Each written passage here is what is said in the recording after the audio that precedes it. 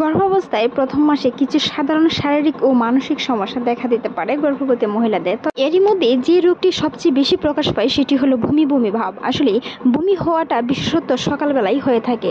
তারই মধ্যে আরও কিছু লক্ষণ প্রকাশ পায়: স্তনে ব্যথা বা ক্লান্তি, ঘন ঘন প্রস্রাব, মেজাজ পরিবর্তন, কোষ্ঠকাঠিন্য এবং কিছু ক্ষেত্রে হালকা পেটে ব্যথা ইত্যাদি উল্লেখযোগ্য কিছু কারণ দেখা দিতে পারে গর্ভধারণের প্রথম মাসটিতে। এই লক্ষণগুলো দেখলেই বুঝতে হবে আপনার গর্ভধারণ হয়েছে।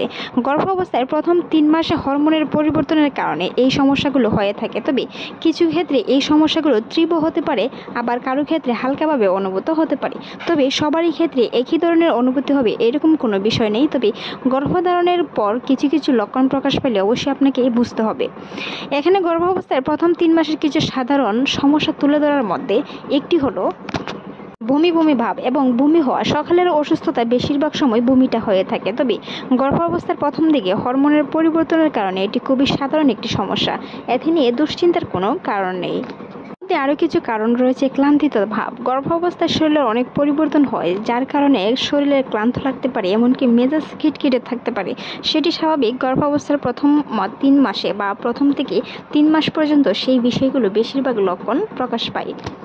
শারীরিক পরিবর্তন ঘোলার মাধ্যমে দিয়ে গর্ভাবস্থায় স্তনে ব্যথার যে বিষয়টি, সেটি গর্ভাবস্থায় স্তন ফুলে যেতে পারে এবং স্পর্শ করলে ব্যথা অনুভূত হতে পারে। তারই মধ্যে খাবারের প্রতি অনীহা তো অবশ্যই থেকে যায়।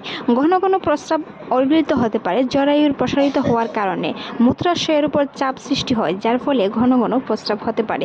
তাতে নিয়ে দুশ্চিন্তার কোনো কারণ নেই। গর্ভাবস্থার শেষের দিকেও হয়ে থাকে সেই সমস্যাটি, তবে মধ্যের 3 মাসগুলোতে সেটি থেকে কিছুটা নিরাময় পাওয়া যায়।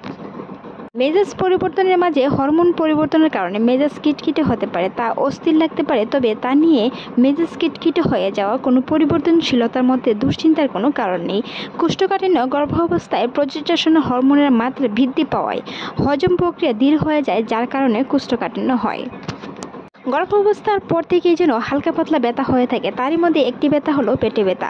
জরায়ু প্রসারিত হওয়ার কারণে বা গ্যাস হজমের সমস্যার কারণেও পেটে ব্যথা হতে পারে কিছু কিছু গর্ভবতী মহিলাদের। তবে বিশেষত্বভাবে অনেকেরই তলপেটে বেশিরভাগ সময় ব্যথা হয়ে থাকে। অন্যান্য লক্ষণগুলোর মধ্যে কিছু ক্ষেত্রে বুক জ্বালাপোড়া হতে পারে, মাথা ঘোরা, খাবারের অরুচি বা অদ্ভুত খাবারের প্রতি আকর্ষণ হতে পারে।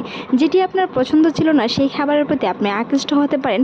গন্ধের প্রতি কিছুটা সংবেদনশীলতা বা ইত্যাদি সমস্যাও দেখা দিতে পারে প্রথম 3 মাসে। মনে রাখতে হবে, যদি কোনো সমস্যা গুরুতর হয় বা অস্বাভাবিক মনে হয় তাহলে অবশ্যই ডাক্তারের পরামর্শ নিতে হবে, কারণ গর্ভাবস্থার প্রথম 3 মাস অবশ্যই খুবই জরুরিতা এবং পরামর্শ অনুযায়ী চলতে হবে। গর্ভধারণের পর থেকে এই প্রথম 3 মাস অনেক ঝুঁকিপূর্ণতার সাথে যেতে হয় গর্ভবতী মহিলাদের। দুশ্চিন্তা শেষ নেই, গর্ভপাতের শেষ নেই। গর্ভপাত অনেকেরই হয়ে থাকে, তবে তা থেকে মুক্তি পেতে অবশ্যই গর্ভবতী মহিলাদের এই প্রথম 3 মাস খুবই সতর্কতার সাথে অবলম্বন করতে হবে। তারই মধ্যে কিছু সতর্কতা হলো: ভারী কোনো বস্ত্র বহন করা। ভারী কোনো বস্ত্র বহন করা থেকে বিরত থাকুন। দূরে কোথাও ভ্রমণ থেকে অবশ্যই বিরত থাকতে হবে, কারণ সেই সময় জরায়ুতে সন্তানটি জায়গা করে নিতে অনেক সময় লেগে যায়, যার কারণে তার অল্প আঘাতেই সেটি গর্ভপাত পর্যন্ত হতে পারে। ধরনের ক্লান্তিতা বা বিভিন্ন ধরনের ব্যথা অনুভূত হওয়ার মধ্যে কোনো ধরনের অ্যান্টিবায়োটিক ওষুধ খেতে যাবেন না বা কোনো ধরনের স্যালাইন খেতে যাবেন না প্রেসক্রিপশনের ওষুধ ছাড়া। আলট্রাসাউন্ড রিপোর্টের মাধ্যমে দেখতে পারেন আপনার সন্তানের হার্টবিট এসেছে কিনা। সেই বিষয়গুলো অবশ্যই খেয়াল রাখতে হবে। শিশুর নড়াচড়া সেই সময় খেয়াল না হলেও 18 সপ্তাহ, কারো কারো ক্ষেত্রে 22 সপ্তাহের পরে সেই নড়াচড়াটি খেয়াল রাখতে হবে। কোনো খাবারের প্রতি অনীহা হতে পারে। যে খাবারটি আপনার রুচিসম্মত মনে হয় সেই খাবারটি গ্রহণ করার চেষ্টা করুন। অল্প অল্প করে বারবার খাওয়ার চেষ্টা করুন, যেন সন্তান খালি পেটে না থাকে। খালি পেটে থাকার কারণে সন্তান আনম্যাচিওর হয়ে সময়ের আগে জন্মগ্রহণ করে, এমনকি সন্তানের ওজন পর্যন্ত কম আসতে পারে। তাই খাবারের প্রতি অনীহা হলে যে খাবারটি আপনার রুচি আসে, পুষ্টিকর খাবার, সেই খাবারে রয়েছে প্রচুর পরিমাণ আয়রন, ক্যালসিয়াম, যেটি আপনার রক্ত স্বল্পতা পূরণে অনেক সহায়তা করে। প্রচুর পরিমাণে পানি পান করতে হবে। পানি পান করার কারণে সুস্থতার অবলম্বনতা প্রায় অনেকটাই বেশি। তাই গর্ভ অবস্থায় পানি পান করার চেষ্টা করুন। নিয়মিত হাঁটাহাঁটি করার চেষ্টা করুন। গর্ভাবস্থার প্রথম 3 মাসে ক্লান্তিতে অনুভব একটু বেশি হতে পারে, তবে অবশ্যই হাঁটাহাঁটি করার চেষ্টা করুন। শুয়ে বসে বেশি সময় না থেকে অল্প অল্প করে হাঁটাহাঁটি করার কারণে আপনার নর্মাল ডেলিভারিতে পরবর্তীতে অনেক সহায়তা করবে। তবে নর্মাল ডেলিভারিতে নেওয়ার জন্য তার পূর্ব কিছু টিপস আপনাকে মেনে চলতে হবে। তা নিয়ে আমাদের চ্যানেলে অসংখ্য ভিডিও আছে, চাইলে ভিজিট করে আসতে পারেন। আমি আমার ডেসক্রিপশন বক্সে তার লিঙ্ক দিয়ে দিব, ভিজিট করে আসবেন। গর্ভাবস্থায় ঘন ঘন প্রস্রাব হওয়াটা স্বাভাবিক, তবে সেটি প্রথম 3 মাস অবশ্যই একটু কষ্টকর হতে পারে গর্ভবতী মহিলাদের। তা নিয়ে দুশ্চিন্তার কোনো কারণ নেই। প্রচুর পরিমাণে পরিমাণে পানি পান করুন।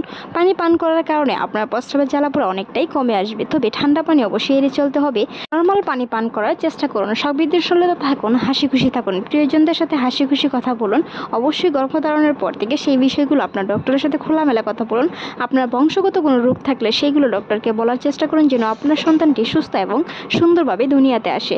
বংশগত কোনো ত্রুটি নিয়ে যেন সন্তান জন্মগ্রহণ না করে, অসময়ের কিংবা আনম্যাচিওর শিশু যেন জন্মগ্রহণ না করে। গর্ভবতী মহিলাদের সেই বিষয়গুলো অবশ্যই খোলামেলাভাবে ডক্টরের সাথে কথা বলতে হবে।